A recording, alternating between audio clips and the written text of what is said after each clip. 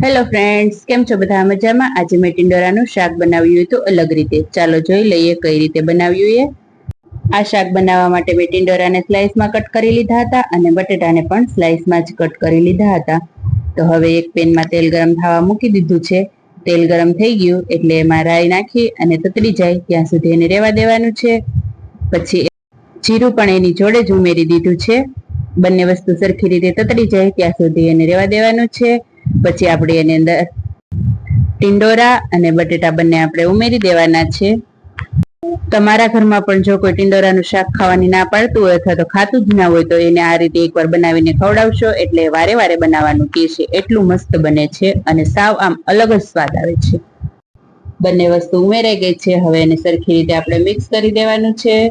સરખી રીતે મિક્સ થઈ જાય પછી આપણે એને ઢાંકી અને થોડી વાર માટે ચડવા દેવાનું છે.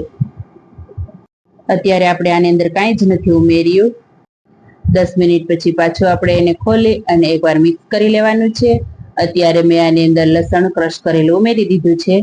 આપણે ધ્યાન રાખવાનું છે કે વઘાર કરતી વખતે આપણે નથી ઉમેરવાનું, અત્યારે જ ઉમેરવાનું છે. પાછળથી ઉમેરશો તો વધારે સ્વાદ આવશે. ઓલું તેલમાં બળી જાય તો એટલો બધો સ્વાદ નહીં આવે. હવે આ ટાઈમે આપણે હળદર અને મીઠું ઉમેરી દેવાનું છે. બીજું કાંઈ જ ઉમેરવાની જરૂર નથી. માત્ર આપણે જે બેઝિક મસાલા હોય એ જ ઉમેરીને આપણે શાક બનાવશું તો પણ એટલું ટેસ્ટી બનશે ને, વાત જવા દે. હવે બધું મિક્સ કરી લઈએ.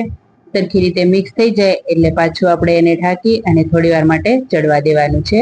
વચ્ચે વચ્ચે આપણે જોતું રહેવાનું છે શાક નીચે દાજી ના જાય. જોઈ શકો છો આપણું શાક હવે 80% જેટલું તો ચડી ગયું છે. હવે મેં એની અંદર ઝીણા ટુકડા કરી અને ટામેટું ઉમેરી દીધું છે. હવે ટામેટું ચડે ત્યાં સુધીમાં તો શાક પણ 100% ચડી જશે. તમે જોઈ શકો છો આપણું શાક પૂરેપૂરું ચડી ગયું છે. મેં એની અંદર લાલ મરચું પાવડર પણ ઉમેરી દીધું છે. જોઈ શકો છો આપણું શાક બનીને તૈયાર છે. તમે એકવાર તો ટ્રાય કરજો જ, પછી મને કહેજો કમેન્ટમાં કેવું બન્યું છે.